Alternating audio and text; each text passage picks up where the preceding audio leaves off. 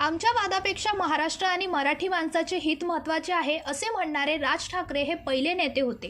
राज ठाकरेंनी पहिली सुरुवात केली। आम्ही एक पाऊल पुढे टाकलं आहे। आता उद्धव ठाकरेंनी एक कॉल राज ठाकरेंना करावा। उद्धव ठाकरेकडे राज ठाकरेंचा नंबर आहे, त्यांनी कॉल करावा, प्रस्ताव द्यावा, आम्ही तयार आहोत। आम्ही एक पाऊल पुढे टाकलं, तुम्ही तुमचं एक पाऊल पुढे टाका। रोज सकाळी येऊन मीडियावर बोलण्यापेक्षा ते प्रत्यक्षात उतरवा। 2014 आणि 2017चा आमचा अनुभव वाईट आहे। उद्धव ठाकरेंनी आमची फसवणूक केली असे सांगत एकत्र येऊ असे बोलले। त्यानंतर राज ठाकरेंनी सकारात्मक प्रतिसाद देत एबी फॉर्म वाटणं बंद केलं होतं। मात्र त्यानंतर उद्धव ठाकरे व त्यांच्या नेत्यांनी फोन उचलणंच बंद केलं। उद्धव ठाकरे राज ठाकरेंना कॉल करावा। मराठी माणसासाठी, महाराष्ट्राच्या हितासाठी आम्ही कुठलंही पाऊल उचलायला तयार आहोत। आम्ही एक पाऊल पुढे टाकलेलं आहे, तुम्ही पण तुमचं एक पाऊल पुढे टाका। रोज सकाळी मीडियावर येऊन बोलण्यापेक्षा आदित्य साहेब 2-3 वेळा मीडियावर या गोष्टीत बोललेले आहेत। संजय राऊत रोज सकाळी बोलतात।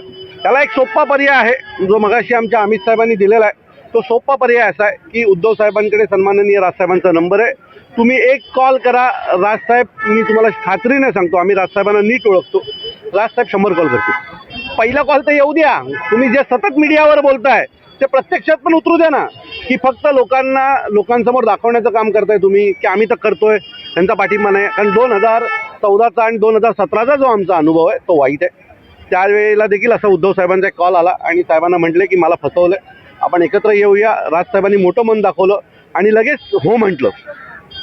शेवटच्या म्हणजे मला चांगलं आठवतं त्यावेळेला आमचे एबी फॉर्म वाटायचं काम सुरू होतं आणि तात्काळ सन्माननीय राजसाहेबांनी ते एबी फॉर्म वाटायचं काम बंद केलं होतं आणि सांगितलं होतं की जर महाराष्ट्राला आपली गरज असेल, महाराष्ट्राला जर आम्ही दोघं एकत्र येऊन महाराष्ट्राचं भलं होणार असेल तर आम्ही एकत्र यायला तयार आहोत। पण त्यावेळेला देखील शेवटच्या क्षणी उद्धव साहेबांनी फोन उचलणं बंद केलं, त्यांच्या नेत्यांनी फोन उचलणं बंद केलं। तसा अनुभव आम्हाला पुन्हा येऊ नये त्याच्यामुळे आम्ही आमची पावलं ही जपून टाकतोय। जर त्यांची खरंच इच्छा असेल महाराष्ट्रासाठी, मराठी माणसासाठी आपण एकत्र यायला पाहिजे तर उद्धव साहेबांनी आम्हाला एक कॉल करावा। ब्युरो रिपोर्ट, जनशक्ती कल्याण।